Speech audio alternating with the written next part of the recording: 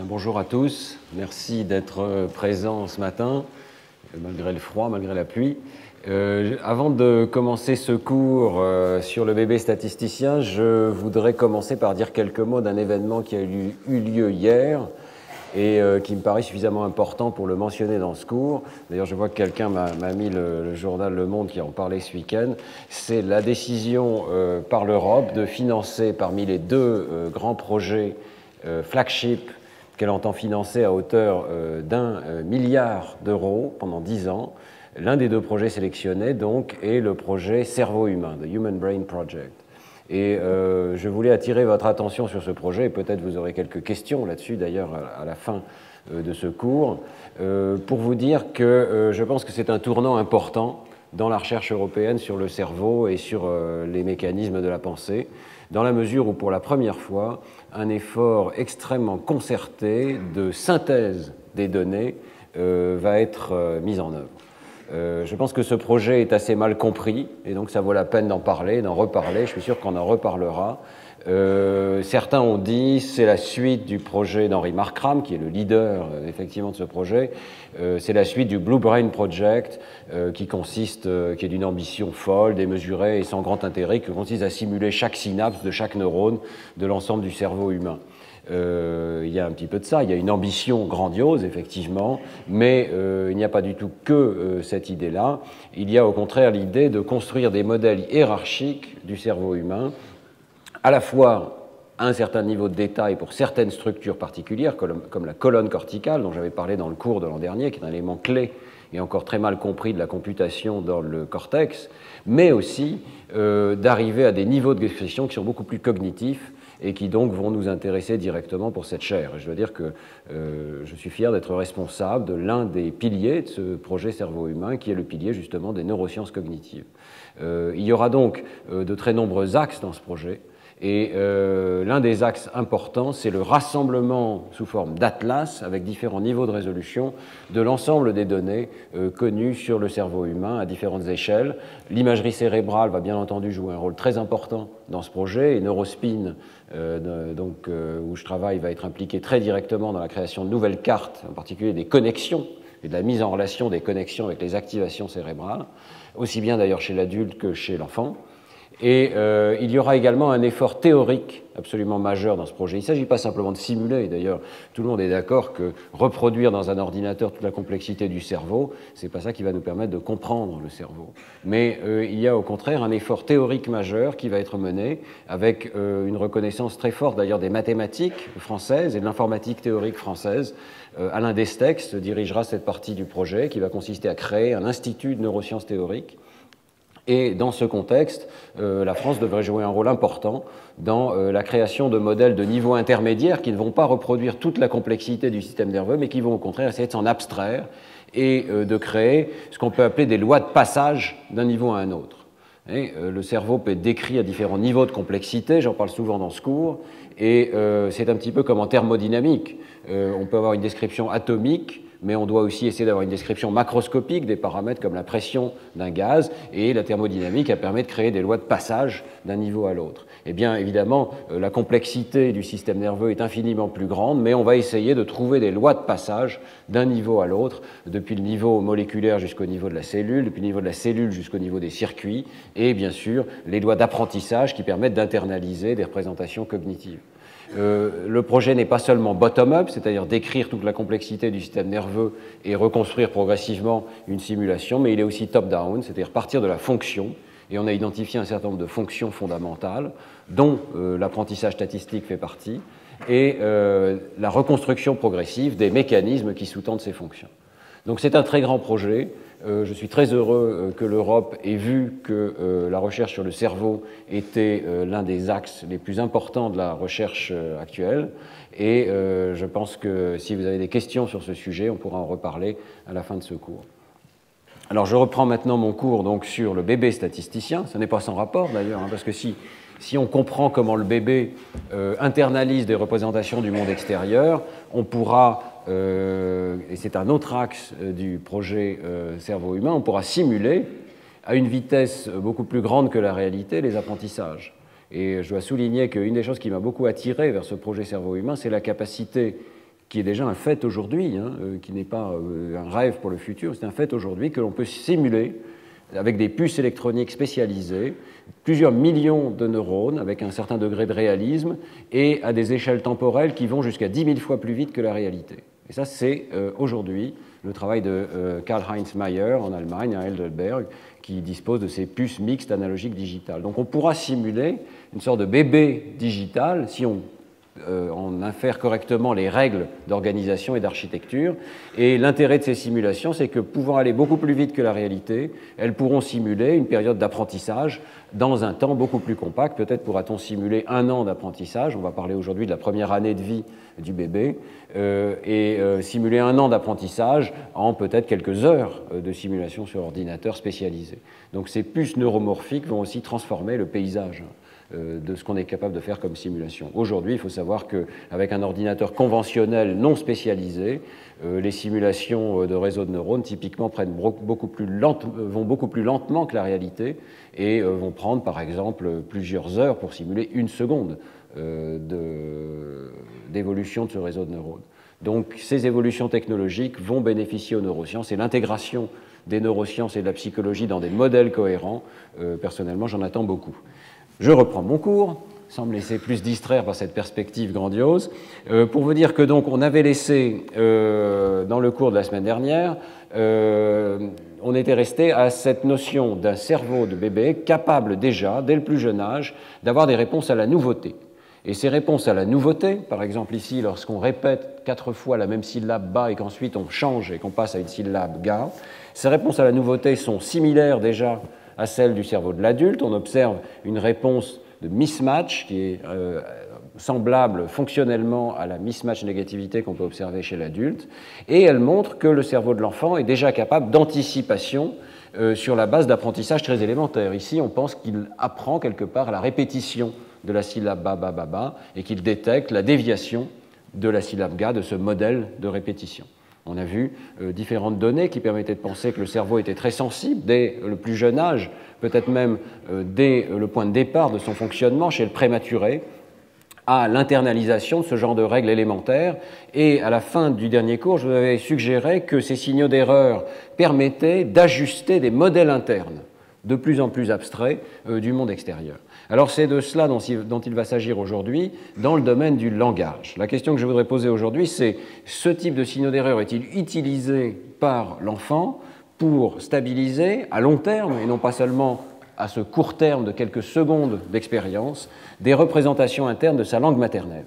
Et cet apprentissage du langage est évidemment l'un des plus importants apprentissages qui se passe dans la première année de vie. Nous allons y consacrer les 3 prochains cours, dans la mesure où les modèles bayésiens, les modèles statistiques, permettent peut-être de jeter un éclairage sur les apprentissages de l'enfant à différents niveaux de complexité. Je voudrais rappeler que le langage est peut-être une partie de l'environnement de l'enfant qui finalement présente la plus grande complexité puisqu'il est organisé de façon hiérarchique avec plusieurs niveaux d'organisation. Et l'enfant va donc devoir apprendre à la fois l'organisation des sons du langage, le système phonologique propre à sa langue maternelle, l'organisation phonotactique, c'est-à-dire les séquences de phonèmes permissibles, et puis bien sûr la prosodie de sa langue. Mais il va aussi devoir apprendre la forme particulière que prennent les mots, le lexique particulier. Nous choisissons certaines séquences de phonèmes et de syllabes pour former des mots. Il va devoir attacher à ces formes des mots des sens, et ça on en parlera dans le cours de la semaine prochaine. Ce sera l'objet d'un cours tout entier, dans la mesure où on peut vraiment s'interroger. Il y a des données assez précises sur la manière dont le cerveau attache un sens à une forme. Et puis, bien sûr, apprendre des règles syntaxiques qui permettent de combiner ces mots entre eux. Et là, ce sera l'objet du dernier cours. Et puis, il faut considérer que les modèles bayésiens ne sont pas seulement des modèles intéressants pour l'apprentissage, bien que ce soit l'objet principal de ce cours cette année, mais l'an dernier, j'avais parlé aussi du potentiel des modèles bayésiens pour le traitement en temps réel de l'information, et notamment donc, lorsqu'on écoute un mot particulier, par exemple, reconstruire de façon hiérarchique, inférer quelle était l'intention de locuteur, ce qu'il a voulu dire, quel est le mot qu'il a prononcé, etc. Alors il existe des modèles extrêmement intéressants, bayésiens, de l'accès au lexique, comment le cerveau fait pour isoler un mot parmi tous les candidats possibles pour ce qu'on a entendu, Et puis, des modèles statistiques de la grammaire. Et ça, c'est un point assez intéressant. On voit émerger maintenant des modèles dans lesquels il y a un très grand parallélisme et dans lesquels de très nombreuses règles grammaticales possibles sont activées en même temps et sont sélectionnées sur la base d'une inférence statistique. Enfin, et je pensais en parler dans le tout dernier cours, mais je crois que je réserverai ça pour un cours ultérieur, tellement c'est un sujet vaste, il est possible d'utiliser les modèles bayésiens pour tirer des inférences de très haut niveau sur les intentions du locuteur. J'en ai parlé un petit peu dans le premier cours en vous montrant que l'enfant, le bébé, était sensible très rapidement aux intentions de la personne, à la manière dont elle échantillonnait, par exemple, un ensemble. Mais on peut aller beaucoup plus loin et peut-être rendre compte de certaines inférences dans le domaine du langage sur ce qu'a voulu dire la personne qui est en face de nous. Voilà. Alors aujourd'hui, nous allons nous concentrer sur les deux premières étapes de cet apprentissage hiérarchique, c'est-à-dire l'apprentissage des sons du langage et l'apprentissage de la forme des mots. Quelles séquences sont des mots et quelles séquences ne sont pas des mots. Alors, commençons donc par l'apprentissage des sons du langage, phonologie et prosodie. Et ici, je dois dire que j'ai plaisir à rendre hommage à des personnes qui, en France, ont joué un rôle très important, et je vais essayer de retracer peut-être 30 ans ici de recherche sur l'apprentissage du langage chez le très jeune enfant. Mais donc, vous voyez ici Jacques Meller et un membre de son équipe, Josiane Bertoncini, qui ont joué un rôle très important dans la définition de méthodes et l'obtention des premiers résultats sur les toutes premières étapes de l'apprentissage du langage chez le nouveau-né. La méthode qui a été utilisée ici, on peut concevoir que ce n'est pas évident de poser la question à un très jeune enfant, est-ce qu'il est capable de discriminer des sons et des objets aussi complexes que des phrases de sa langue maternelle à quelques jours de vie. La méthode qui était utilisée était une méthode fondée sur des travaux antérieurs de Peter Hymas, et c'est la succion non nutritive. L'idée est que le bébé a un réflexe de succion, mais qu'il est capable en partie de le contrôler. Et l'observation empirique est que ce réflexe de succion dépend en partie de ce que le bébé peut entendre en même temps. Donc dans ces expériences, on couple la détection de la succion à l'audition d'un son particulier. À chaque fois que l'enfant va téter, ça va déclencher l'audition d'un son. L'enfant va détecter cette contingence et va se mettre à téter de plus en plus pour entendre les sons. Et puis, il va s'habituer, si on répète toujours les mêmes sons, et à ce moment-là, on va changer de son, et on va regarder si l'enfant se remet à téter de façon plus intense, ce qui indiquera qu'il a détecté le changement de son par rapport à un groupe contrôle qui, lui, continue avec le son plus ancien. C'est une méthode simple qui fait appel, comme toujours, un petit peu comme en éthologie, c'est une sorte d'éthologie humaine dans laquelle on fait appel à un comportement spontané de l'enfant, cette succion non nutritive, et on va la coupler avec la question qui nous intéresse, qui est celle du traitement du langage. Alors, dès le départ, il y a eu des recherches, évidemment, qui sont posées la question de savoir à quel âge est-ce que, très précocement, dès la naissance, les enfants avaient enregistré des informations sur la langue qu'ils reçoivent et aussi sur les voix qu'ils reçoivent.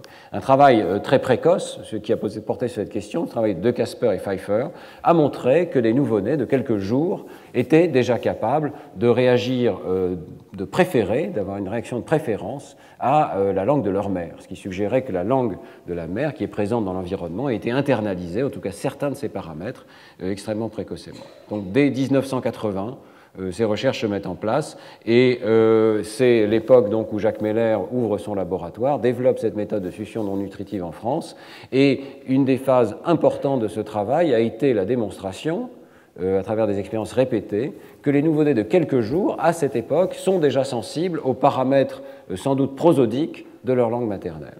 Les enfants sont habitués à écouter une langue, des phrases d'une langue, qui est des phrases qui ne se répètent pas, mais qui sont extrêmement variées. Et par exemple, lorsqu'ils sont habitués à écouter du russe, et qu'ensuite, après cette habituation, donc cette décroissance des taux de succion ici, on change et les phrases passent dans une autre langue, qui est le français, eh bien les enfants français ici se mettent à récupérer des taux de succion élevés par rapport à ceux qui continuent à écouter du russe, ce qui suggère qu'ils ont discriminé les deux langues. Et en fait, on peut montrer qu'ils discriminent des familles de langues sur la base de leur pattern prosodique, le déroulé de leur prosodie. Ces recherches sont relativement bien contrôlées dans la mesure où, par exemple, si l'on prend exactement le même stimulus, mais qu'on joue maintenant les phrases en marche arrière, Donc on brise des informations qui sont présentes dans la parole naturelle. C'est un des stimuli de contrôle qui est souvent utilisé dans ces études sur le langage, puisque ça permet de garder toutes les fréquences identiques et dans une certaine mesure la complexité des transitions, mais évidemment de violer, si on peut dire, les attentes d'un système qui est accordé aux paramètres de la parole naturelle. Et bien lorsqu'on joue ces phrases à l'envers, cette discrimination disparaît. Donc l'enfant semble être sensible à des paramètres particuliers de la parole jouée à l'endroit. Il a quelque part, déjà dès quelques jours de vie, accordé son système à certaines caractéristiques de sa langue maternelle ou de la famille prosodique de sa langue maternelle. Alors la question se pose évidemment de savoir quand démarre cet apprentissage et s'il est possible que l'apprentissage ait eu lieu dans les tout premiers jours de vie ou si au contraire il a peut-être déjà eu lieu in utero.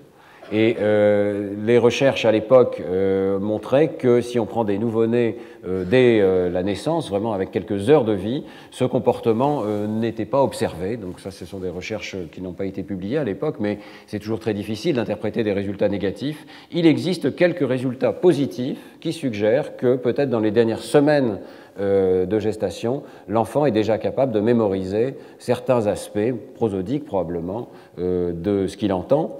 Vous savez que le bébé peut entendre in utero, il y a une sorte de filtrage qui est fait évidemment par la paroi de l'utérus et donc c'est essentiellement les basses fréquences qui vont passer et qui vont pouvoir être entendues par l'enfant. Et alors des recherches, toujours du groupe de De Casper, suggèrent que lorsque la mère lit à haute voix un passage, pendant les 6 dernières semaines, de façon répétée, eh bien ce passage va pouvoir être reconnu et le comportement du nouveau-né lorsqu'il entend ce passage à la naissance va être différent de son comportement lorsqu'il entend un passage qui n'a pas été entendu. Donc il pourrait y avoir déjà une forme d'enregistrement de certaines caractéristiques de la parole à cet âge, et y compris on peut tester les enfants non seulement après la naissance, mais in utero. Et à l'époque déjà, donc toujours le groupe de De Casper montrait que le rythme cardiaque du fœtus, à 37 semaines de gestation, se ralentit, ce qui est aussi une forme de réponse spontanée, lorsqu'il entend un passage que sa mère a lu par rapport à un passage que sa mère n'a pas lu. Donc la suggestion, c'est qu'il y a déjà une certaine forme de sensibilisation à ce que l'enfant entend, et que ce sont sans doute les paramètres prosodiques, lents, de basse fréquence, qui font l'objet d'un apprentissage dès cette période. Évidemment, tout n'est pas encore en place à cette période, bien loin de là, et l'une des choses la plus importantes qui va changer dans la première année de vie, c'est l'acquisition de discrimination phonologique. Les bébés vont converger vers les catégories phonétiques de leur langue entre 6 et 12 mois, suivant les catégories. Vous savez que les langues du monde diffèrent suivant leur inventaire phonologique. Et peut-être ce qui est le plus évident pour nous, c'est lorsque nous accueillons un collègue japonais, un ami japonais, on est frappé de voir qu'il n'arrive pas à discriminer les R des L, alors que pour nous, ça nous paraît complètement évident qu'un R et un L sont des phonèmes complètement différents. Mais le R et le L ne font pas partie de l'inventaire des phonèmes, c'est-à-dire des catégories minimales qui discriminent les mots dans la langue japonaise. Et bien, évidemment, nous avons une forme d'illusion qui est que nous sommes supérieurs d'une certaine manière, nous avons un inventaire plus grand pour le R et le L, mais il existe bien d'autres phonèmes dans les langues du monde qui ne sont pas discriminés en français. Et ce qui est extrêmement intéressant, c'est de constater qu'à la naissance, les enfants ont des caractéristiques de discrimination qui sont meilleures. Ils discriminent un éventail de phonèmes beaucoup plus grand et finalement qui déborde celui de leur langue maternelle, et ils vont converger progressivement vers l'inventaire de leur langue maternelle. Ce travail tout à fait classique de Werker et Thies le montrait déjà en 1984. La méthode ici est différente de celle de la succion. La méthode est celle de l'orientation de l'enfant à un stimulus qui change. Patricia Kuhl était venue nous parler, elle avait fait une belle démonstration de cette méthode qui consiste à présenter des syllabes à l'enfant de façon répétée en périphérie, et à un moment la syllabe change. Et si l'enfant se tourne pour, par curiosité peut-être spontanément, aller voir ce qui a changé, eh bien il est renforcé dans le fait de se tourner par une petite machine, un clown qui se déclenche avec une lumière qui attire son attention et qui le renforce, qui lui fait plaisir.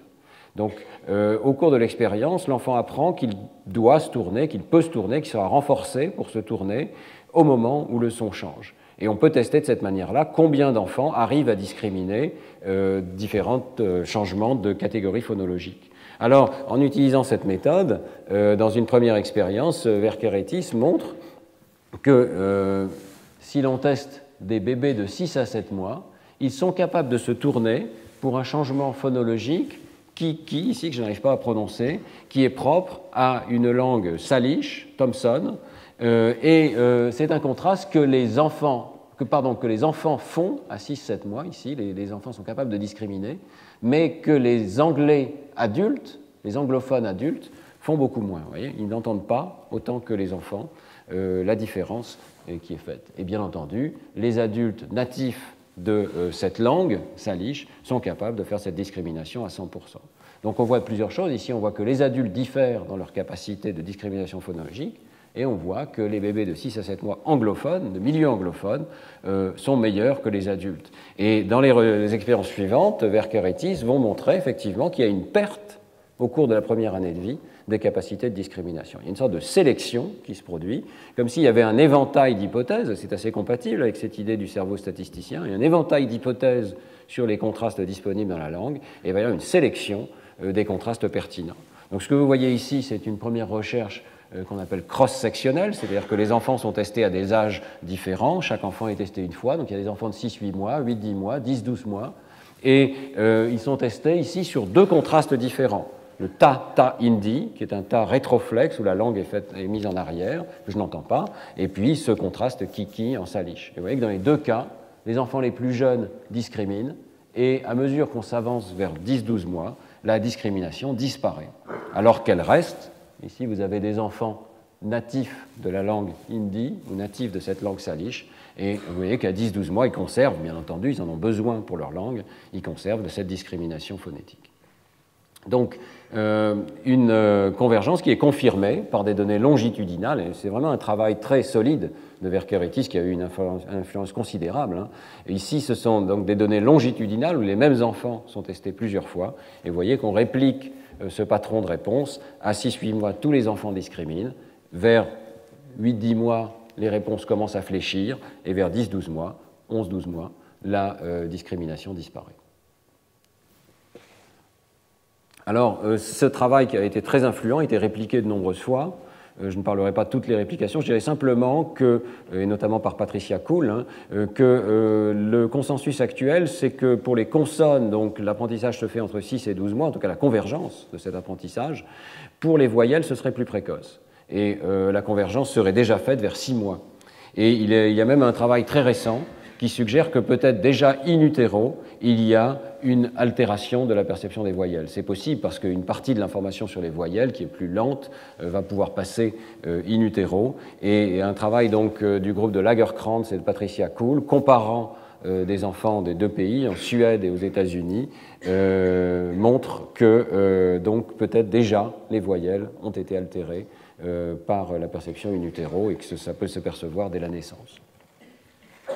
Donc une convergence progressive qui ne peut se faire évidemment que sous l'influence de la langue maternelle, dans la mesure où ces réponses diffèrent suivant la langue maternelle des enfants.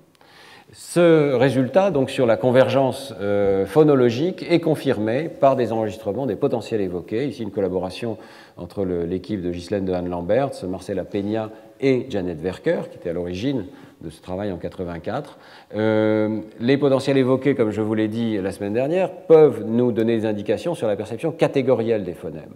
Et donc ici, les chercheurs choisissent un continuum physique des stimuli, dont je vous avais parlé la semaine dernière. Je vous avais parlé de ce contraste entre ba et da, mais de ce côté-ci du continuum, il existe un deuxième contraste, da-da, qui est utilisé dans certaines langues, comme l'hindi en particulier. Et les bébés, nous pouvons prédire que des enfants donc anglophones devraient, à l'âge de 9 mois, discriminer les deux frontières catégorielles, alors que si ce sont des enfants anglophones ou d'ailleurs de nombreuses autres langues, comme le français, hein, eh bien, ils devraient discriminer à 12 mois uniquement la frontière qui est pertinente dans leur langue. Et donc, la prédiction qui est très simple ici, c'est que la discrimination devrait être observée lorsque on passe de la répétition de da, da, da, da à une syllabe ba, mais à 12 mois, on ne devrait plus observer de réponse à la nouveauté lorsqu'on fait da, da, da et qu'on passe à la syllabe rétroflexe da. Vous voyez que tout ceci est comparé évidemment à la situation de contrôle où on répète de façon systématique la syllabe da. Donc l'enregistrement des potentiels évoqués montre effectivement une réponse à la nouveauté, dont je vous avais parlé la semaine dernière, cette mismatch. Et donc on voit bien ici la répétition des 3 premières syllabes et la réponse à la 4e qui montre une réponse à la nouveauté. Mais l'important, c'est donc comment cette réponse varie suivant la frontière qui est utilisée et suivant l'âge des enfants. Et on voit très bien ici qu'à 9 mois, la réponse à la nouveauté est observée pour les 2 frontières, alors qu'à 12 mois, la réponse à la nouveauté n'est observée que pour la frontière native, celle qui est utilisée dans la langue maternelle des enfants, mais pas pour l'autre frontière. Donc il y a bien confirmation qu'il y a quelque chose qui se perd, et aussi que ces réponses à la nouveauté ne sont pas simplement des effets d'habituation physique, mais traduisent quelque part la mise en place de catégories phonologiques dans le cerveau de l'enfant. Il y a référence à une mémoire à long terme des catégories phonologiques de la langue. Dans le même travail, qui vient d'être publié donc, dans le Journal of Neuroscience il y a quelques mois, les auteurs posent une autre question qui est intéressante, c'est la question de la quantité d'exposition à la langue. On pourrait penser que si c'est un apprentissage statistique, plus il y aura d'exposition à la langue maternelle, plus l'apprentissage va être précoce, et donc peut-être on pourrait accélérer cet apprentissage. Une situation dans laquelle il y a une exposition plus précoce est évidemment celle de la prématurité. Les enfants qui sont nés prématurés, qui peuvent être nés jusqu'à 6 mois et demi, de gestation, vont avoir, en tout cas pour ceux d'entre eux qui sont les mieux portants, qui vont pouvoir être avec leurs parents et qui vont donc être exposés à la langue maternelle, ils vont avoir une exposition de plusieurs mois supplémentaires. Et la question qui se pose, c'est est-ce que ça va leur permettre de stabiliser plus précocement les catégories phonologiques de leur langue maternelle? Ou bien est-ce qu'il faut un certain degré de maturation cérébrale avant que ces apprentissages soient possibles?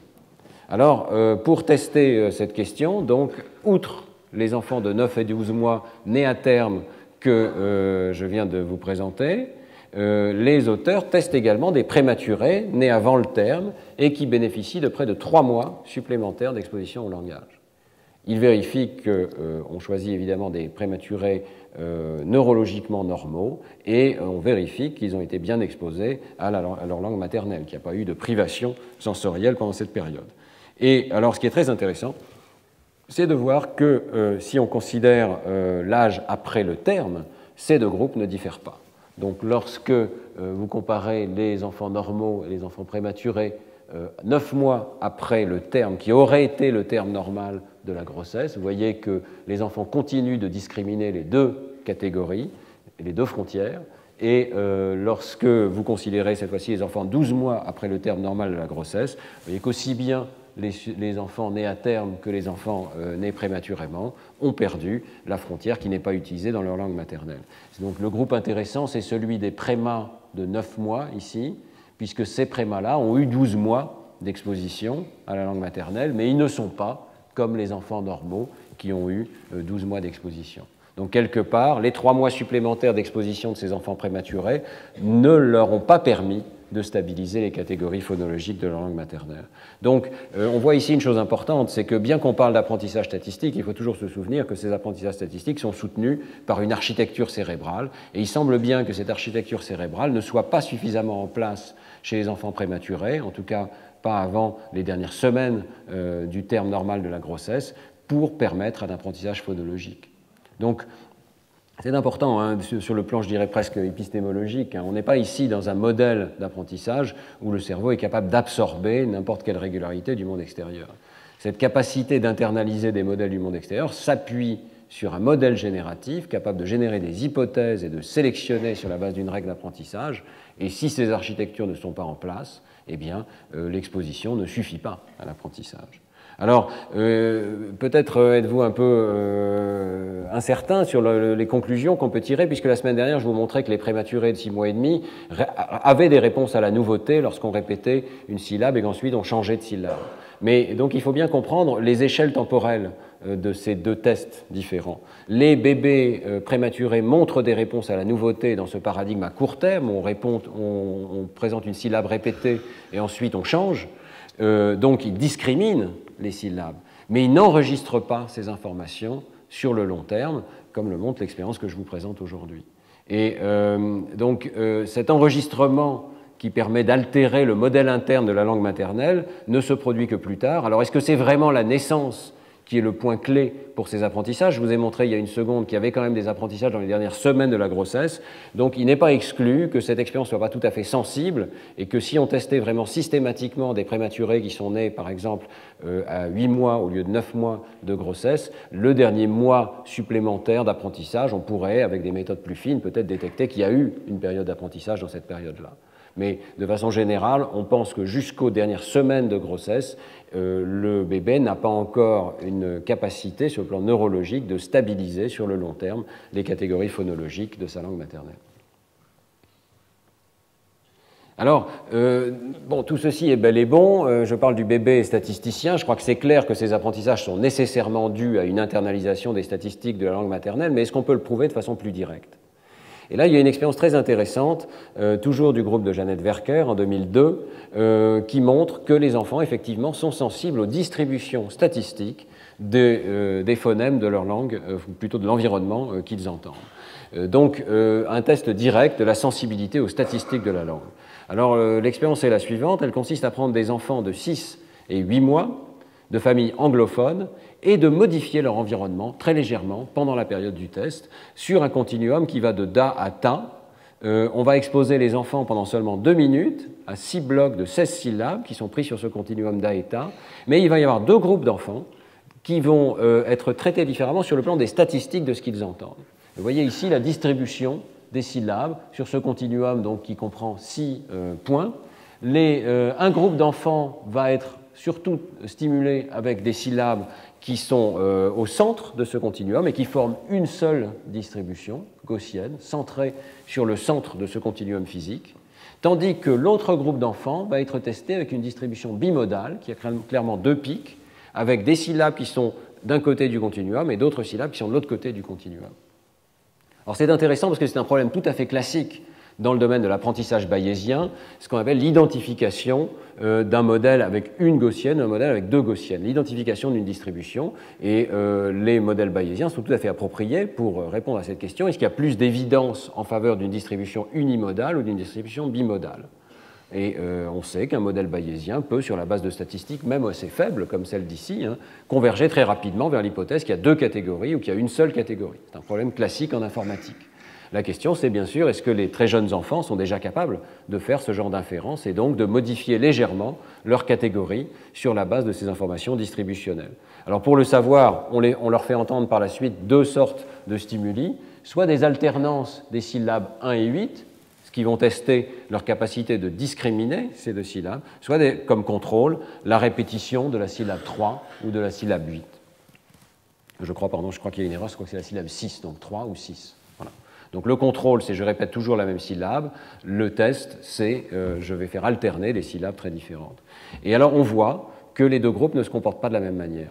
La discrimination des syllabes 1 et 8 décroît dans le groupe qui a été stimulé de façon unimodale, alors qu'elle reste significative dans le groupe bimodal. Vous voyez qu'on a pris des enfants de 6 et de 8 mois, donc vous avez une ligne par groupe d'enfants, ici 6 mois unimodal, 8 mois unimodal, 6 mois bimodal et 8 mois bimodal. On a choisi cet âge parce que c'est un âge où on voit le début de la sensibilisation de l'enfant à ces catégories phonologiques. Et donc, si vous regardez attentivement, ce sont des résultats qui sont faibles. Et je dois dire que beaucoup de ces recherches chez l'enfant sont très difficiles et les statistiques ne sont pas toujours énormes. Donc, c'est une preuve assez modeste. Mais le groupe unimodal présente moins de discrimination avec cette méthode visuelle ici que le groupe bimodal, qui a une différence nettement plus significative entre écouter les essais alternants et écouter les essais répétés. Donc avec les limites de la méthode, on peut penser que quelques minutes d'exposition ont suffi à l'enfant pour commencer à faire des statistiques appropriées et converger vers l'hypothèse qu'il y a là une frontière ou qu'il n'y a pas de frontière pour sa langue. Bien sûr, tout ceci va être sans doute renversé par l'exposition beaucoup plus intense qui va avoir lieu dans les mois qui suivent. Mais c'est une preuve donc que peut-être les enfants font déjà des statistiques. Alors si on va plus loin, on peut penser évidemment que ce que l'enfant va entendre dans la première année de vie va jouer un rôle crucial dans la vitesse avec laquelle il va pouvoir converger vers les catégories de sa langue maternelle. Et c'est l'hypothèse que teste Pat Cool ici, qu'en particulier, la clarté de l'élocution va jouer un rôle important. Alors vous savez que chez l'enfant, lorsqu'on s'adresse à des jeunes enfants, eh bien, dans le monde entier, tous les locuteurs, toutes les langues du monde, semblent s'adresser aux très jeunes enfants avec une prosodie et des changements d'intensification des contrastes phonétiques qui sont assez particulières à la langue qu'on adresse au bébé, ce qu'on appelle le motherese ou mamané en français, presque une langue particulière, en tout cas une augmentation énorme des excursions prosodiques qui peut-être est là pour faciliter le travail d'apprentissage de l'enfant. On peut se demander si les locuteurs adultes, lorsqu'ils s'adressent aux enfants, ne modifient pas leur élocution pour faciliter, augmenter les discriminations qui vont permettre à l'enfant de capturer les catégories de sa langue maternelle. En tout cas, c'est un comportement tout à fait universel, très automatique, et il existe aussi des variations, évidemment, à l'intérieur de locuteurs dans l'intensité avec laquelle ces changements sont produits. Et donc, dans ce travail de Liu, Kuhl et Zhao, ils s'intéressent à la variabilité interindividuelle entre les mères dans leur intensification des contrastes entre les voyelles. Vous voyez. On peut définir ce qu'on appelle le triangle vocalique, ici, qui est fondé sur la première fréquence et sur, sur le deuxième formant, le premier formant et le deuxième formant dans cet espace donc, des fréquences présentes dans les sons du langage. Vous voyez qu'on peut placer les voyelles sur la base de leurs coordonnées dans le premier formant et dans le deuxième formant. Donc vous avez voyelle OU, voyelle A et voyelle I ici. Et différentes personnes peuvent être classifiées dans leur clarté d'élocution sur la base de la taille de ce triangle vocalique. Les personnes qui ont un grand triangle vocalique, donc on peut mesurer la surface tout simplement, ces personnes-là maximisent en quelque sorte les distances dans cet espace très simple des voyelles entre ces prototypes de voyelles OU, A et I. Alors la question très simple que posent Pat Kuhl et ses collaborateurs, c'est est-ce que l'enfant va être sensible à l'augmentation de ces différences entre les voyelles. Et effectivement, il trouve qu'à la fois à 6-8 mois et à 10-12 mois, eh bien, les enfants dont les mamans ont le plus grand triangle vocalique sont ceux qui ont les meilleures capacités de discrimination de ces voyelles. Donc il y aurait un lien, bon, c'est une corrélation, toujours difficile d'établir des causalités, mais il y aurait un lien entre la clarté des entrées linguistiques qu'entend l'enfant et sa capacité d'en faire des statistiques et d'en déduire des catégories présentes ou non dans sa langue maternelle. Donc à la fois l'expérience précédente où on manipule la distribution des entrées de l'enfant et cette expérience-ci suggère qu'il y a effectivement une forme d'apprentissage statistique. Et vous voyez à quel point c'est important, parce qu'on sait par la suite que la capacité phonologique va avoir une influence sur l'apprentissage du langage et également plus tard sur l'apprentissage de la lecture. Donc on peut penser qu'il est très important que l'enfant, dès cet âge, et à quel point ces apprentissages sont précoces, dès les premières semaines de vie, les premiers mois de vie, très important que l'enfant entende une langue qui lui est dirigée, qui augmente au maximum les contrastes à la fois prosodiques et phonologiques pour qu'il puisse apprendre les catégories de sa langue maternelle. Alors cela dit, Pat Kuhl mène également des expériences pour regarder si on pourrait intensifier ces apprentissages et peut-être préserver la discrimination de catégories qui sont présentes dans des langues que l'enfant n'entend pas autour de lui. C'est une idée intéressante que peut-être on pourrait augmenter la capacité d'apprentissage d'une seconde langue en exposant l'enfant très précocement, dans la première année de vie, par exemple ici à des contrastes du chinois. Alors, en collaboration avec un collègue chinois, deux collègues chinois, Pat Kuhl mène ces expériences donc pour savoir si exposer des enfants américains à la langue chinoise pourrait leur permettre de maintenir les catégories qui ne sont pas présentes dans leur langue maternelle. Donc l'expérience est assez simple, elle était venue d'ailleurs nous l'expliquer ici, je pense que la vidéo est encore en ligne pour ceux qui veulent les détails sur le site du Collège de France, mais les enfants sont exposés pendant une période assez brève de 12 sessions de 25 minutes à une locutrice du chinois qui leur parle, qui organise toute une petite session avec d'ailleurs plusieurs enfants en même temps et qui anime donc une sorte de jardin d'enfants miniature pendant quelques semaines. Et soit cette personne est chinoise, condition clé, ou bien il y a une condition de contrôle dans laquelle cette personne, tout aussi animée, etc., mais parle anglais. Eh bien, les résultats sont assez clairs. Donc, ils étudient une discrimination de consonnes du chinois mandarin que je ne m'aventurerai pas à prononcer, parce que j'en serais bien incapable, mais vous voyez que ce sont des consonnes qui diffèrent légèrement dans la distribution de la période avant la voyelle ici, eh bien, il y a un effet très important. Les enfants américains de 10-12 mois qui ont été exposés au chinois arrivent à des performances bien meilleures de discrimination de ces syllabes du chinois que les enfants américains qui ont été exposés à de l'anglais pendant ces 12 sessions. Donc il y a un effet. On peut effectivement modifier légèrement, alors on ne sait pas à quel point ça va durer, hein, mais on peut penser que peut-être ça permettra un réapprentissage ultérieur meilleur. En tout cas, ponctuellement ici, vers 10-12 mois, on a montré que biaiser les statistiques de l'environnement de l'enfant a permis de modifier, de faire durer plus longtemps cette discrimination catégorielle qui est présente précocement, mais qui normalement disparaît. Vous voyez ici que les performances des enfants ne sont pas différentes. Ce sont ici des enfants américains exposés au chinois ou américains exposés à l'anglais. Leurs performances ne sont pas différentes d'enfants anglais ou d'enfants chinois, dont la famille parle chinois en permanence. Donc on a réussi à maintenir une discrimination au même niveau que celle d'enfants qui entendent du chinois en permanence dans leur environnement. Donc ça montre qu'il ne faut pas forcément des entrées extrêmement complexes, extrêmement répétées. Ici, 12 fois 25 minutes, ce n'est pas beaucoup. Mais il y a un point tout à fait crucial et qui nous amène à nuancer cette notion d'un cerveau statisticien. C'est que Patricia Kuhl mène ensuite une nouvelle expérience. Elle se dit, peut-être, c'est compliqué d'utiliser un locuteur du chinois qui s'adresse aux enfants. Est-ce qu'il ne suffirait pas d'utiliser des vidéos? Est-ce qu'il ne suffirait pas d'utiliser des bandes magnétiques dans lesquelles l'enfant entend simplement les contrastes du chinois? Et si on adhère de façon un petit peu naïve peut-être à cette vision bottom-up d'un cerveau statisticien qui se contente d'internaliser des statistiques de ses entrées, on pourrait penser que ça suffit. Eh bien, le résultat est extrêmement clair, c'est que les enfants qui sont simplement exposés de façon passive, si on peut dire, en tout cas face à un écran de télévision dans lequel il y a la même personne chinoise qui s'exprime avec la même clarté, etc., mais sans cette forme d'interaction avec les enfants, ces enfants-là ne préservent pas la discrimination du contraste qui est présent ici en chinois. Vous voyez qu'il reste, même après exposition audiovisuelle avec une télévision de haute qualité qui joue donc une vidéo de cette personne chinoise pendant la même durée, hein, ou bien avec exposition audio seulement, ces enfants-là restent au même niveau que les enfants américains exposés à l'anglais et n'arrivent pas au même niveau que les enfants américains exposés au chinois.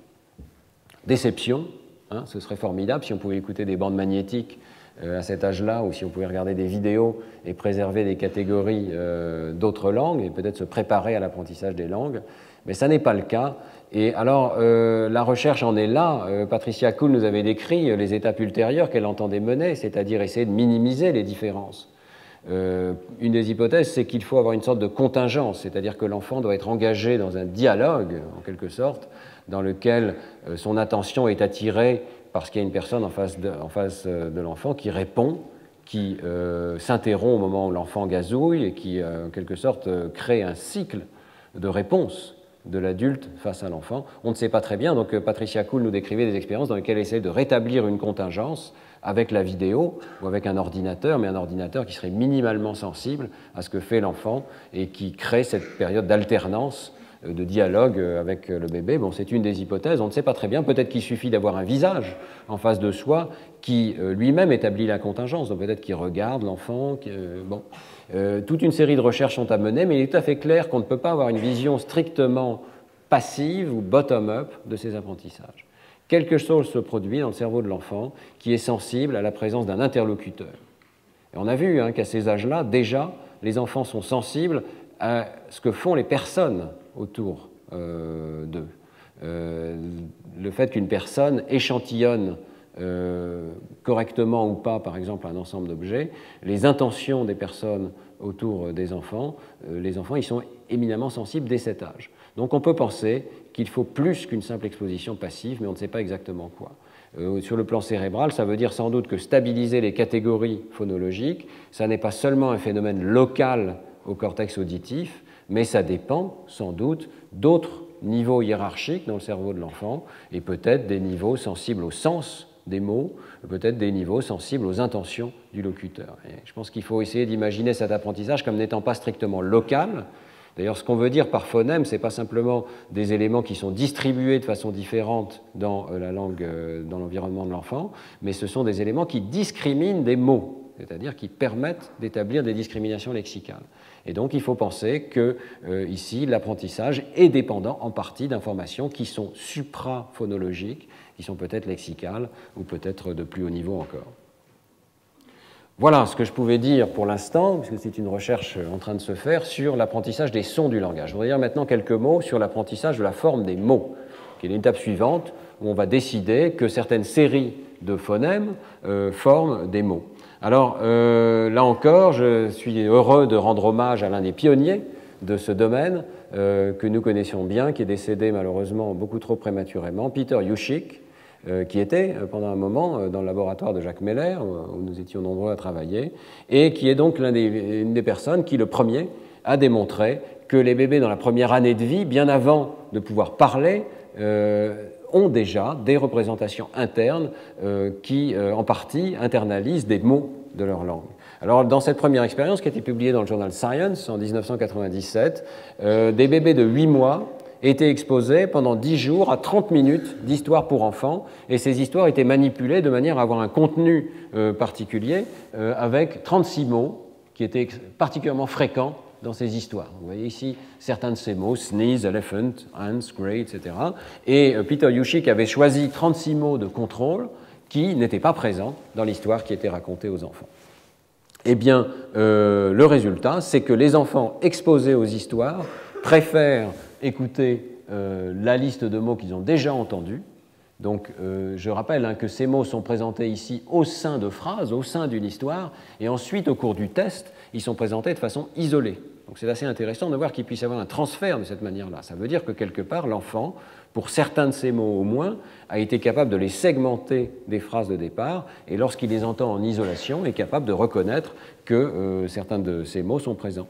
Vous voyez que les enfants n'ont pas le même comportement pour les mots issus de l'histoire et pour les mots distracteurs, alors que les enfants qui n'ont pas été exposés aux histoires n'ont pas cette différence de comportement.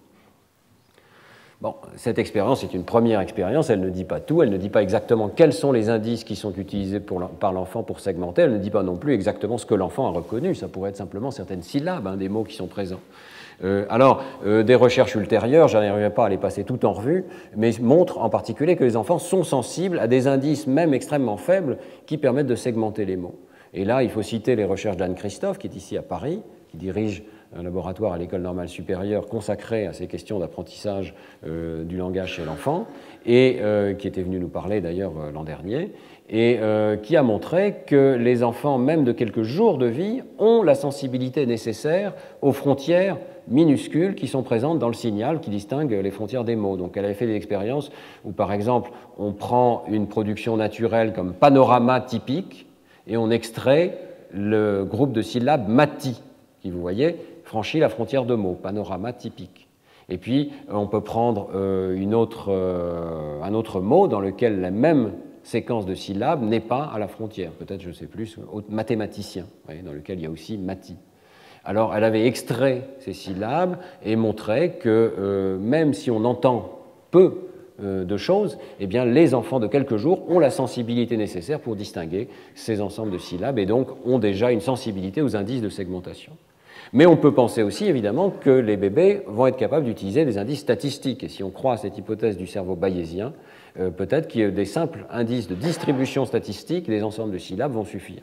Alors, c'est dans ce contexte que Jenny Safran a fait l'expérience dont je vous avais parlé la semaine dernière, qui consistait à manipuler l'environnement des enfants de manière à tester l'hypothèse que les pures statistiques, sans aucun indice du type donc présence de silence minuscule entre un ma et un ti quand c'est à la frontière d'un mot ou quand c'en est pas. Ici, on enlève complètement ces indices acoustiques en présentant une série de syllabes régulières contrôlées par ordinateur, mais en manipulant les statistiques d'exposition de l'enfant. Je vous rappelle, je vais vous faire écouter une seconde ce stimulus.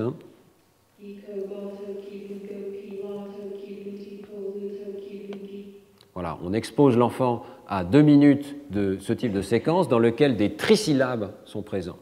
Il y a le mot, entre guillemets, tokibu, le mot giboka, etc. Et ces mots sont mis bout à bout. Et alors évidemment, les probabilités de transition entre ces syllabes permettent de détecter qu'il y a effectivement des objets répétés trisyllabiques qui sont présents dans cette séquence. Alors, ce que montre l'expérience de Safran, c'est que les enfants sont sensibles à 8 mois à cette statistique, et en particulier, donc peut-être, il y a quelque part dans leur cerveau un détecteur qui est capable de dire au moment de la transition Bou vers Guy, ben, cette transition-là, elle est de basse probabilité, elle est de probabilité 1/3. Alors qu'à l'intérieur des mots, cette transition entre la syllabe Guy et la syllabe Co, elle est de probabilité 1. C'est-à-dire que quand j'ai la syllabe Guy, je sais que la suivante va être Co et la suivante va être Ba. Ça forme des mots. Alors, l'expérience de Safran montre donc que les enfants sont capables de segmenter et ensuite d'écouter plus attentivement lorsqu'on présente ce qui était des mots dans la séquence initiale par rapport à des parties de mots, c'est-à-dire la dernière syllabe d'un mot et les 2 syllabes suivantes. C'est intéressant parce que les enfants ont entendu les deux, mais l'un a une probabilité de transition qui est 1 et l'autre a une probabilité de transition qui est nettement plus faible, et les enfants ont l'air d'être sensibles à ces probabilités de transition. Je vous avais présenté ce travail la semaine dernière, donc je ne vais pas y revenir trop longuement, mais je voudrais vous parler des prolongements de ce travail.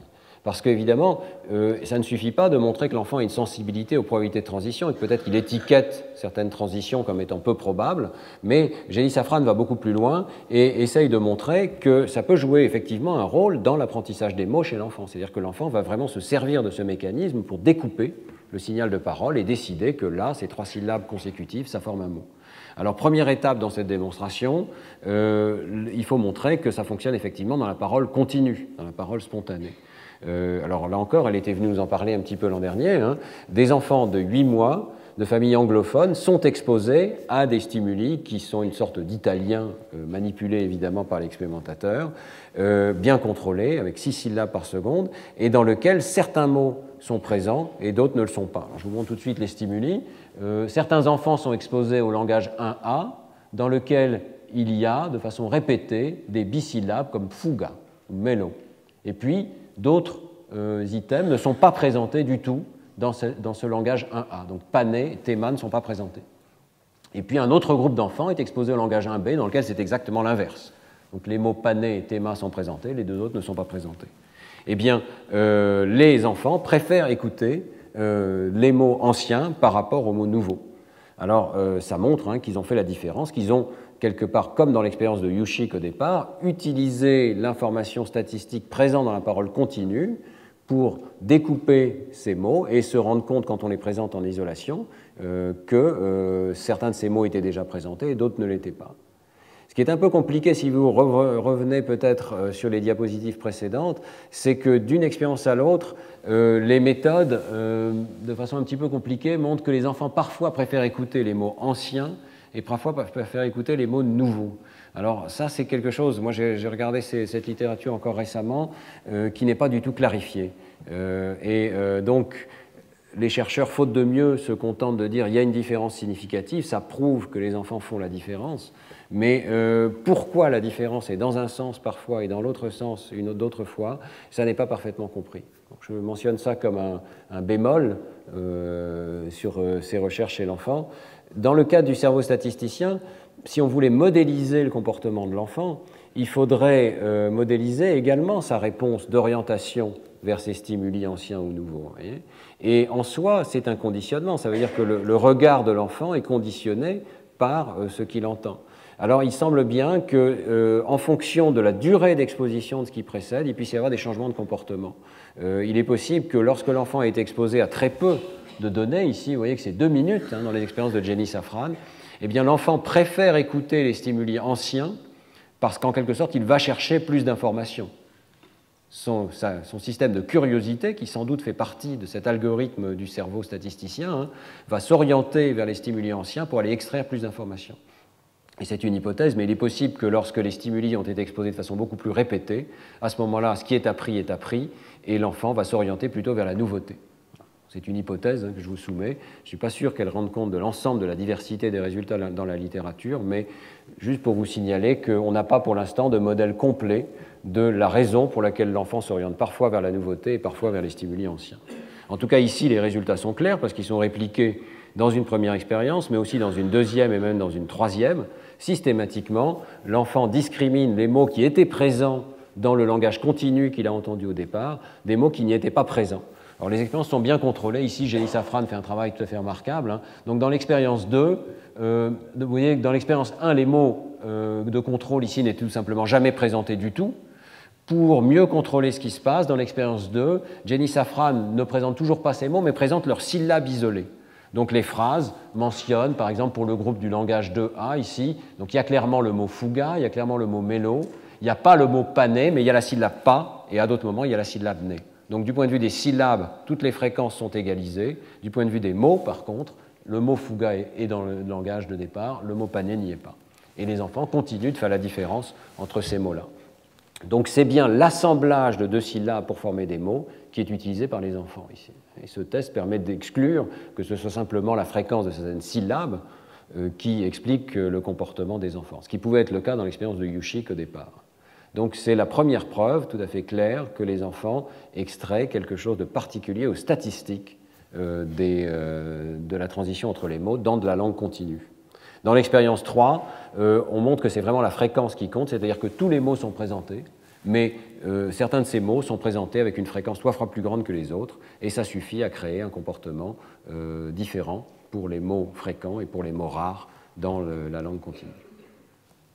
Donc, les enfants utilisent les statistiques de fréquence de transition entre syllabes pour extraire des mots et sont capables de les repérer lorsqu'ils sont présentés en isolation. Alors, est-ce qu'ils sont capables de leur attacher un sens? Parce que l'idée, c'est que ces mécanismes qui découpent la série de syllabes dans les entrées de l'enfant va en quelque sorte créer des entrées lexicales, des candidats pour être des mots, mais encore faut-il les attacher à des sens. Alors, je reviendrai sur la manière dont le cerveau attache des sens à des formes la semaine prochaine, mais ici, je voudrais juste mentionner que Jenny Safran teste explicitement, mais alors chez les enfants beaucoup plus âgés, 17 mois, l'idée que les mots ainsi découpés statistiquement sont des candidats pour l'apprentissage lexical. Donc, elle commence par exposer les enfants à des séquences dans lesquelles les transitions reviennent fréquemment, ça forme des mots ici bisyllabiques, donc mano, piga, time, mano, debout, mano, time, piga, debout, c'est assez difficile de le lire, mais évidemment tout ça est généré par ordinateur, mais de le lire sans insister sur les frontières entre mots, mais vous voyez que très vite, on repère qu'il y a des groupes de bisyllabes qui forment des mots. Donc l'enfant est d'abord exposé à quelques minutes de ces séquences de bisyllabes qui forment des mots, et ensuite, deux mots, dobu et time, sont associés à des objets. L'enfant voit un objet particulier, nouveau, sur un écran d'ordinateur, et il entend time, time, time, time, comme si c'était le nom de ce mot-là. Et puis, deux autres mots, qui sont toujours cette notion de part words, des parties de mots. On va prendre par exemple la dernière syllabe d'un des mots et la première du mot suivant, donc noti, des choses qui n'étaient pas régulières dans la séquence entendue au départ, vont aussi être associées à la vision d'autres objets. Donc il y a 4 objets au total.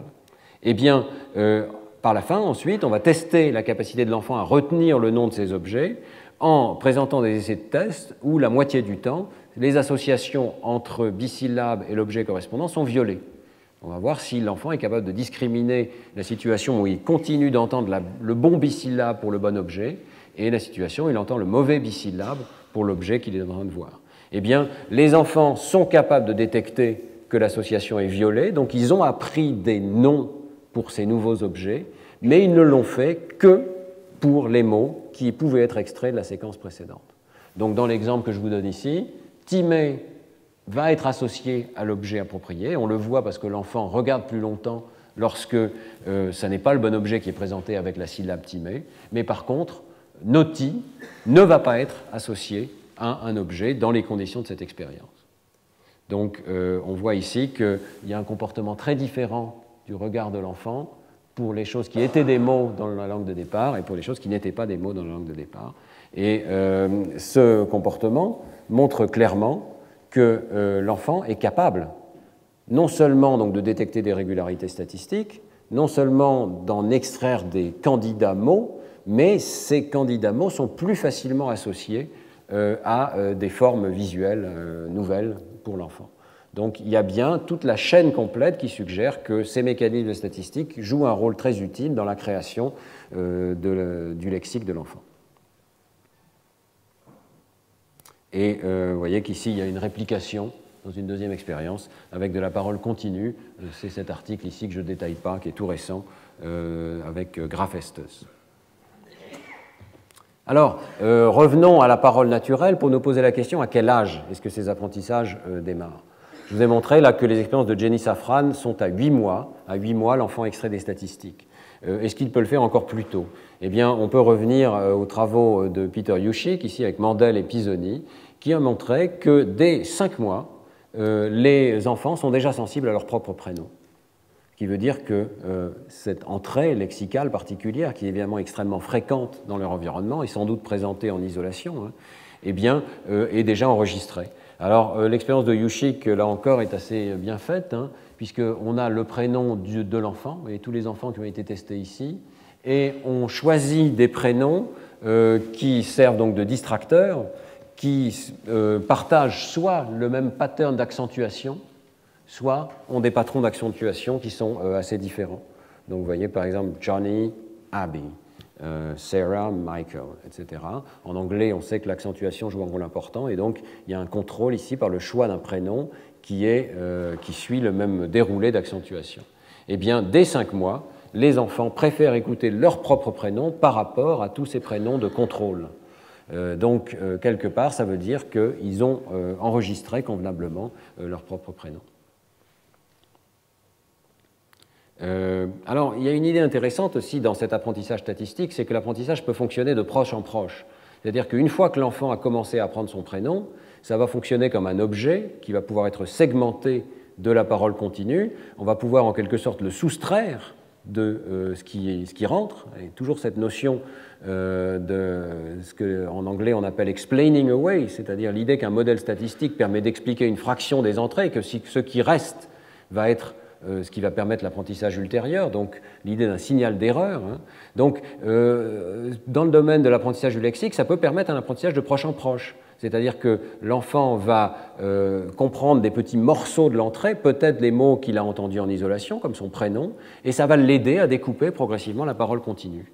Alors cette idée est testée ici dans une expérience de Bortfeld et collaborateurs, dans laquelle les enfants de 6 mois écoutent une histoire, et dans cette histoire, il y a des mots qui sont systématiquement associés à leur propre prénom, et d'autres mots qui sont systématiquement associés à un prénom inconnu. Donc si l'enfant s'appelle Maggie, par exemple, eh bien, il va y avoir des phrases qui disent « Maggie's bike had big black wheels »,« The girl rode Maggie's bike »,« The bell on Maggie's bike was really loud, she knew Maggie's bike », etc., etc. Donc c'est toujours « bike » qui est associé à Maggie. Et puis, il y a d'autres phrases qui utilisent le prénom Anna, qui n'est pas le prénom de l'enfant, et également, elles insistent « Hannah's cup was bright and shiny, a clown drank from Hannah's cup », etc., etc. Question, est-ce que l'enfant va être capable de reconnaître les mots « bike » et les mots « cup » ? Et le résultat qui est intéressant, c'est que les enfants préfèrent écouter le mot qui a été associé à leur propre prénom. Donc le fait d'être capable de reconnaître leur prénom à 5 mois fait qu'à 6 mois, ils commencent à attacher des mots à ce prénom. Ils sont capables de repérer que dans une phrase, lorsqu'il y a leur prénom, le mot d'à côté est un mot particulier qui mérite une attention supplémentaire. Et donc, dans cette expérience ici, on voit bien que les enfants regardent plus longtemps le mot qui a été associé à leur prénom par rapport au mot de contrôle associé à un autre prénom ou un mot qui n'a jamais été présenté. Et dans une expérience 2, ces résultats sont répliqués avec un mot qui n'est pas le prénom de l'enfant, mais qui est le mot « maman ». Alors on choisit le mot « mommy » en anglais ou « mama » suivant les familles, parce que les familles n'utilisent pas toujours le même mot. Mais le mot qui semble connu de l'enfant, le mot « maman », permet à son tour d'attacher et de reconnaître plus facilement des mots qui sont proches dans la séquence de paroles continues. Donc cette notion d'un apprentissage peut-être séquentiel, de proche en proche, et autre expérience que j'aimerais vous présenter, apprentissage également hiérarchique, dans lequel l'ordre des mots va ensuite pouvoir être extrait. Alors je reviendrai sur cette question de l'ordre des mots et de la syntaxe dans le dernier cours, dans 15 jours, mais je voudrais quand même vous présenter cette expérience puisqu'elle est toujours du groupe de Jenny Safran. Et Jenny Safran se pose la question de savoir si les enfants apprennent juste à segmenter les mots dans sa situation ou s'ils peuvent également être capables d'apprendre à un cran au-dessus l'ordre des mots. Et un mot est toujours suivi par un autre mot.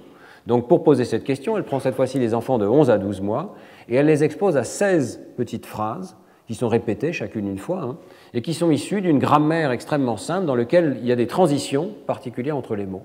On peut à peine parler de grammaire, ici il s'agit vraiment d'une séquence, hein, donc une grammaire à état fini, dans lequel certains enfants sont exposés au langage A, dans lequel l'ordre est A, B, C, D, E, et d'autres sont exposés au langage B, dans lequel l'ordre est A, D, C, B, E. Et vous voyez que pour chaque élément, ici, il y a deux mots possibles. Donc A peut être dato ou kuga, B peut être pidou ou gobi, etc.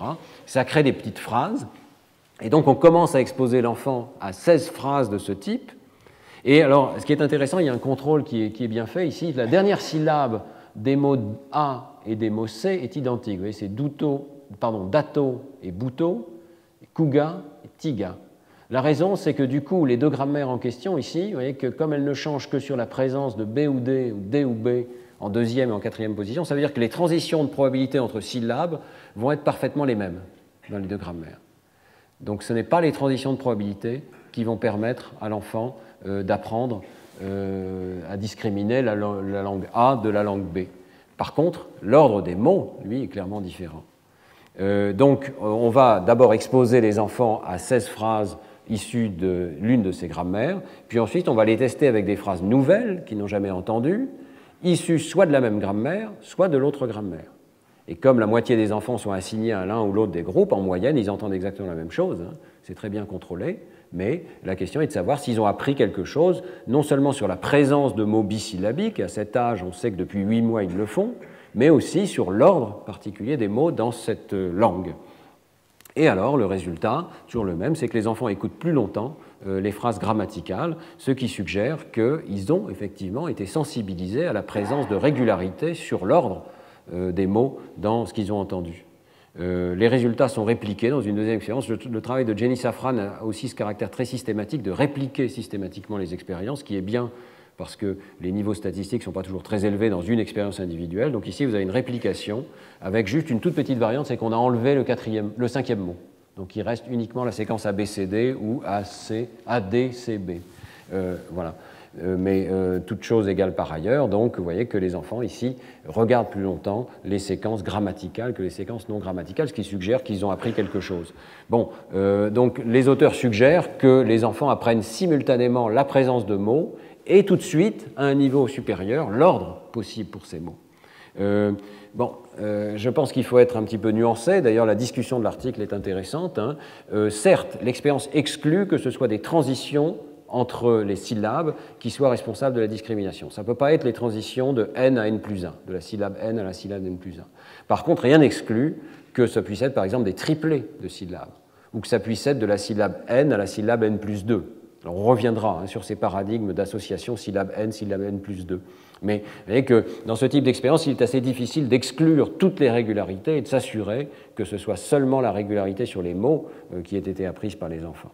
Il est possible que ce soit la mélodie complète, comme une sorte de petite chanson qui ait été apprise. Donc il n'est pas facile d'être certain qu'il s'agit bien d'un apprentissage de l'ordre des mots ou pas d'une régularité qui est encore du même niveau syllabique, mais simplement avec un délai temporel peut-être un peu plus grand. Alors je vais terminer ce cours en vous parlant rapidement des mécanismes cérébraux qui pourraient être à l'origine de ces apprentissages. Il faut dire tout de suite qu'on ne sait pas grand-chose sur la manière dont le cerveau de l'enfant à cet âge fonctionne et quelles sont les aires qui sont responsables de ce type d'apprentissage. Par contre, il existe des données chez l'adulte et donc j'ai choisi 3 articles qui parlent de l'apprentissage chez l'adulte. Je voudrais vous décrire brièvement. Ils ne sont pas parfaits, hein. La convergence n'est pas totale ici avec les travaux chez l'enfant, mais ils nous donnent des indications. Alors, première expérience, IRM fonctionnel chez l'adulte. Dans cette expérience de Overrath et collaborateurs, on va présenter des séquences de tons purs qui sont générées avec des degrés de régularité différents. Vous voyez qu'ici, ce sont donc des fréquences de tons purs, hein, c'est la fréquence qui est représentée sur l'axe des Y, le temps sur l'axe des X, et en faisant varier l'exposant d'une séquence fractale en 1 sur F, comme appellent les physiciens, mais avec un exposant qui varie, on peut générer des séquences de régularité assez différentes. Quand le n de l'exposant est très petit, la séquence oscille rapidement, elle est dominée par ces hautes fréquences et donc elle est très imprévisible. Et à mesure que n grandit, vous avez une séquence dont les basses fréquences dominent, donc le changement dans la fréquence fondamentale de ces tons purs va être beaucoup plus lent, et donc d'une certaine manière la séquence est plus prévisible dans le temps. Alors c'est le paramètre que les auteurs choisissent de manipuler dans cette étude, et ils découvrent que ça crée une dissociation assez intéressante dans le cerveau, puisque les aires auditives primaires et autour de l'aire primaire ici ont essentiellement une réponse constante, c'est normal puisque ce sont des aires tonotopiques et quelque part elles sont stimulées par les mêmes genres de fréquences, donc au total elles ont la même activité visible en IRM fonctionnel, ici à peu près la même, mais par contre vous voyez que le planum temporale, un petit peu en arrière de l'aire auditive primaire, montre une sensibilité à l'entropie de la séquence, et plus la séquence est régulière, donc plus l'exposant est élevé ici, plus l'activité est faible. Bon, ça correspond bien à l'idée que je vous ai présentée, hein, que quand il y a des répétitions dans une séquence, quand il y a une prévisibilité, le cerveau répond moins, donc la prédiction est soustraite des entrées, et donc tout ce qui est prévisible donne une réponse nettement plus réduite que ce qui n'est pas prévisible.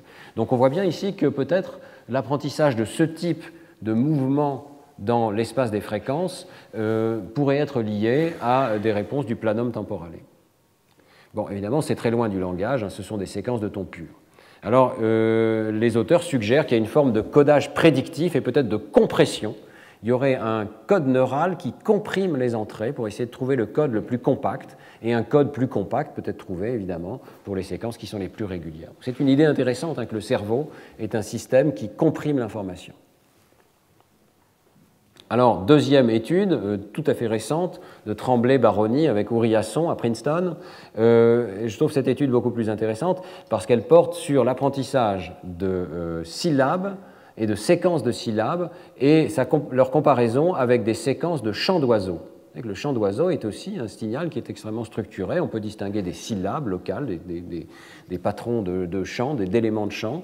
Et donc ici, il manipule des séquences créés par eux-mêmes, ce ne sont pas ni du langage naturel, ni des chants d'oiseaux naturels, mais on choisit des éléments qu'on appelle syllabes, et on les assemble pour former des séquences de 10 minutes, c'est très long, donc on va regarder l'apprentissage au cours de ces 10 minutes, et certaines de ces séquences sont pratiquement complètement aléatoires, la matrice de transition est aléatoire, et d'autres séquences vont avoir une organisation moyenne ou très élevée dans les probabilités de transition. Ce sont simplement des chaînes de Markov, mais avec des matrices plus ou moins organisées. Et le premier résultat comportemental, c'est que les adultes, effectivement, sont sensibles à ces régularités.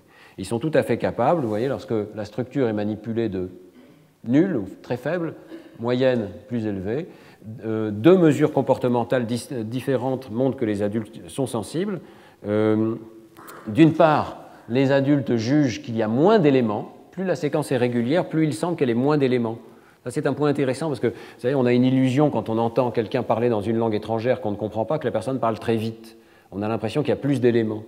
Eh bien, c'est sans doute une illusion liée au fait que notre cerveau n'est pas capable de construire ces éléments plus grands, comme les mots, les assemblages de mots. Et ici, les sujets sont sensibles à cette illusion-là. Ils ont l'impression qu'il y a plus d'éléments, le débit va plus vite lorsque la séquence est irrégulière que lorsque la séquence est régulière. Et puis, ils sont capables simplement de juger la structure même des stimuli. Donc, ils apprennent quelque chose pendant ces 10 minutes et on peut se demander ce qu'on devrait trouver au niveau cérébral. Alors, sur le plan théorique, ce n'est pas toujours facile de faire des prédictions. Vous savez que, je vous viens de vous le dire, hein, l'activation devrait diminuer au fur et à mesure qu'on commence à détecter des régularités parce que le cerveau prédit et donc tout ce qui est prédit est soustrait des entrées. Mais on peut penser aussi que l'activation doit augmenter dans les régions qui apprennent à représenter le signal. Celles qui compriment l'information détectent des éléments de plus en plus récurrents dans ces signaux d'entrée, et donc plus ce qui est appris est complexe, plus le cerveau devrait finalement répondre en augmentant son activité dans les régions qui servent de source à la prédiction. Autrement dit, il faut distinguer la source de la prédiction de la cible de la prédiction. Alors, qu'est-ce que trouvent les auteurs? Rapidement, parce que le temps passe vite. Eh bien, d'abord, ils trouvent qu'il y a des différences qui sont évidemment bien connus, entre écouter du langage et écouter des chants d'oiseaux. Donc le cerveau humain est sensibilisé à la parole, et vous voyez en particulier ici que donc, toutes ces régions qui sont en couleur montrent un effet de catégorie dans un sens ou dans l'autre, et en fait si on regarde les couleurs ici, pour regarder la direction de l'effet, on peut voir qu'à l'intérieur d'une région qui répond globalement aussi bien à la parole qu'au chant d'oiseaux, qui est le contour ici, vous avez certaines régions qui répondent beaucoup mieux à la parole, qui sont plutôt situées dans la région plus latérale et dans le sillon temporal supérieur, et vous avez d'autres régions qui répondent mieux aux stimuli qui ne sont pas de la parole. Donc il y a déjà une sensibilité catégorielle, mais le plus important, évidemment, c'est comment ces régions évoluent au fil de l'apprentissage. Et là, les auteurs montrent qu'il y a à la fois des effets d'interaction avec le temps qui suggèrent qu'il y a un apprentissage, donc interaction structure statistique par temps, et on retrouve la notion que le planum temporale, légèrement en arrière des aires auditives ici, et surtout à gauche, joue un rôle particulier dans cet apprentissage statistique. Et puis, triple interaction qui est un peu compliquée, ces effets d'apprentissage, en fonction de la structure statistique des stimuli, dépendent de la catégorie, cette fois-ci dans des régions qui sont plutôt antérieures dans le cerveau. Donc, on peut distinguer plusieurs types de régions, et ceci est complété par une analyse de régions d'intérêt. Les auteurs choisissent un certain nombre de régions dans cette partie temporale supérieure sur une base strictement anatomique. Ils découpent ce cortex gauche et ce cortex droit en régions. Donc, on reconnaît ici pété le planum temporale, puis le sillon temporal transverse, le gyrus temporal transverse, et les régions du sillon temporal supérieur et du gyrus temporal supérieur. Et vous voyez que la préférence, d'abord, n'est pas la même pour la parole et pour le chant, et on voit très bien qu'il y a une préférence qu'ils appellent absolue, c'est-à-dire qu'il y a une réponse à la parole et pas une réponse au chant d'oiseau dans les régions du gyrus temporal supérieur, latéral, surtout à gauche. Ici. Puis il y a une préférence plutôt relative dans le planum temporale, à gauche, et dans ces régions du sillon temporal transverse. Donc il y a d'abord une préférence pour la parole, et puis deuxièmement, il y a des effets de la structure statistique. Et je m'excuse, cet article mérite qu'on s'y arrête longuement. Pour les spécialistes dans la salle, je vous recommande de le lire en détail. Mais vous voyez qu'on peut distinguer par leur couleur ici différentes régions suivant le type d'effet statistique qu'elles montrent dans l'apprentissage. Et en particulier, il est très intéressant de voir que les régions en rouge ici sont des régions dans lesquelles il y a une préférence pour le langage, vous voyez, une préférence relative, et en même temps un effet d'apprentissage qui a lieu pour les deux catégories, aussi bien pour le langage que pour les chants d'oiseaux.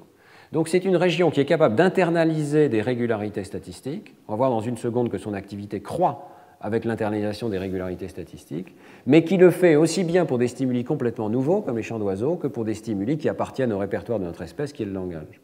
Et on peut se demander si la préférence pour le langage qu'on observe ici n'est pas issue, en quelque sorte, d'un apprentissage statistique, puisqu'il y a un apprentissage statistique qui est démontré dans cette région. Donc, une hypothèse assez intéressante qui est que ce planum temporale est une machine statistique qui est capable d'apprendre des transitions entre les éléments sonores qu'on entend dans notre environnement, et qu'il le fait pour le langage, mais aussi pour des stimuli complètement nouveaux, qu'il est en quelque sorte un détecteur de transition temporelle dans les sons du monde extérieur, et qu'évidemment, comme nous entendons souvent des sons du langage, il se spécialise progressivement pour l'apprentissage des sons du langage. Il est intéressant de voir que les régions plus antérieures, ici, et notamment à gauche, montrent des changements en fonction du temps. Alors, si vous regardez attentivement, je m'excuse, ce diagramme est vraiment compliqué et les auteurs ne simplifient pas le travail, mais chaque panel, chaque groupe de deux panneaux montre une région particulière. Donc, on est ici dans le gyrus temporal transverse, et puis ensuite on recule. Et vous avez un premier temps et un deuxième temps, qui malheureusement ne sont pas toujours les mêmes d'un panneau à l'autre. Mais on peut voir donc l'augmentation, il y a un effet de structure qui change et avec une augmentation générale des réponses en fonction du temps, en particulier pour les réponses de langage. Et de façon très intéressante dans cette région intermédiaire ici, qui est le sillon temporal transverse, une augmentation des réponses pour le langage, particulièrement marquée lorsqu'il y a une haute structure statistique, vous avez une interaction ici, alors qu'il y a une diminution des réponses pour les chants d'oiseaux. Donc cette région est très différente du planum temporale. Dans le planum temporale, on voyait une augmentation globale des réponses en fonction de la structure statistique. Ici, on voit une augmentation des réponses pour le langage, une diminution pour les chants d'oiseaux, donc une spécialisation pour un apprentissage linguistique. Donc les conclusions qu'on peut tirer de ce travail, c'est que peut-être il y a une première forme de spécialisation pour l'apprentissage d'une sorte de lexique, donc dans le domaine spécifique de la parole, dans le sillon temporal transverse, et qu'au contraire, le planum temporale, lui, agit comme une machine statistique beaucoup plus large qui n'est pas restreinte aux stimuli dans le domaine du langage. Bon, il faut quand même souligner que l'interprétation de ce type d'expérience est rendue complexe par le fait que le contenu de l'apprentissage n'est pas parfaitement clair. Lorsqu'on présente une séquence markovienne avec des régularités dans les probabilités, on n'est pas certain de ce que les gens apprennent. Ils peuvent apprendre des transitions de probabilité entre 2 syllabes successives, mais il y a aussi des transitions à 3 niveaux. Ils peuvent apprendre des mots, et sans doute, différentes aires cérébrales apprennent différents aspects de l'entrée. Donc je pense que ces expériences, par la suite, devront rendre beaucoup plus précis ce qui est le contenu de l'apprentissage. Je voulais juste terminer en mentionnant qu'il y a eu une expérience toute récente, là encore, qui vient d'être publiée, de Daphné Bavelier et de son groupe, sur l'apprentissage dans les conditions strictes de celles de Safran, c'est-à-dire des trisyllabes, cette séquence Balouti, Colibo, etc., avec la possibilité de segmenter des groupes de 3 syllabes pour former des mots. Et les expériences montrent d'abord sur le plan comportemental que les adultes sont sensibles à cet apprentissage, ce qui n'est pas étonnant, mais il y a une condition de contrôle qui me paraît particulièrement intéressante. On retrouve ici la condition d'écoute du langage à l'envers, dont je vous parlais au départ. On fait écouter la même séquence que Safran avec des groupes de 3 syllabes, mais en jouant l'ensemble de la bande à l'envers, et on s'aperçoit que les adultes ne sont pas capables d'extraire des régularités. Donc il y a vraiment quelque chose de particulier au fait d'entendre des syllabes prononçables, et la machine statistique, en quelque sorte, du cerveau ne se met en route que pour ces stimuli qui rentrent dans le cadre d'une langue possible. Alors ensuite, les auteurs font l'imagerie cérébrale, et pour montrer toute la complexité de ces résultats qui sont encore préliminaires et pas toujours compatibles entre eux, les auteurs ici montrent qu'il y a effectivement une très très forte activation des régions temporales supérieures, et notamment à gauche, et ils montrent clairement que cette activation est supérieure pour la langue possible, donc jouée à l'endroit, que pour la langue impossible. Par contre, si on regarde les effets d'apprentissage, c'est-à-dire l'interaction avec le temps au fil de l'expérience, eh bien, les effets d'apprentissage dans cette expérience ne sont identifiés que dans une autre région, qui est la région frontale inférieure gauche. Une région évidemment familière à tous ceux qui s'intéressent au traitement du langage, puisque ça fait partie de ce qu'on appelle en général la région de Broca, donc ce n'est pas peut-être surprenant qu'elle contribue à cet apprentissage linguistique. Mais vous voyez que toutes ces expériences, pour l'instant, ne convergent pas vers un site particulier d'apprentissage, mais suggèrent qu'il puisse y avoir différents sites d'apprentissage pour ces régularités statistiques, sans doute parce qu'on ne maîtrise pas encore suffisamment la présence dans le signal d'entrée de régularités qui peuvent être apprises à différents niveaux.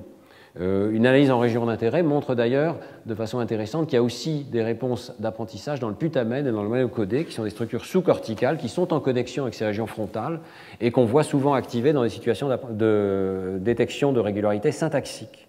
Donc il est possible ici qu'une partie de l'appareil syntaxique qui s'intéresse aux régularités du langage soit aussi sollicitée par ces apprentissages. Alors je conclus par ce résumé de ce qu'on a vu aujourd'hui. Excusez-moi pour avoir dépassé un petit peu le temps, mais je pense que nous avons vu en 1h20 un an d'évolution du bébé, donc c'est quand même un raccourci. Quelques mois de vie suffisent à l'enfant pour faire travailler une petite machine statistique qui extrait des régularités de l'environnement linguistique. Alors, on a vu qu'il y a quelques données encore fragmentaires qui suggèrent que peut-être dès les dernières semaines de grossesse, la voix de la mère, la prosodie de la langue maternelle et peut-être les voyelles commencent déjà à se mettre en place. Évidemment, c'est surtout après la naissance que ces apprentissages sont possibles, et dès 5 mois, le prénom, les noms familiers comme maman, peuvent être appris. Vers 6 mois de grossesse, 6 mois après la naissance, les voyelles se mettent en place. 6 à 8 mois, segmentation des mots, sont les expériences de Safran qui sont très systématiquement menées vers 8 mois. 9 à 12 mois, mise en place des consonnes de la langue maternelle, et 12 mois, déjà une certaine sensibilité à des séquences de mots, ou en tout cas des transitions entre syllabes N et syllabes N+2. On y reviendra. Ce qui est tout à fait fascinant, c'est de voir que ces apprentissages se produisent en partie en parallèle. L'enfant n'a même pas encore commencé à stabiliser les consonnes de sa langue maternelle complètement, qu'il est déjà en train d'apprendre certains mots. Donc c'est assez fascinant d'essayer d'imaginer que toutes ces aires s'adaptent les unes aux autres, que le système lexical va devoir continuer de s'adapter au fait que les catégories consonantiques ne sont pas encore complètement stabilisées. Alors, les aires cérébrales qui sont derrière ce mécanisme d'apprentissage ne sont pas parfaitement connues.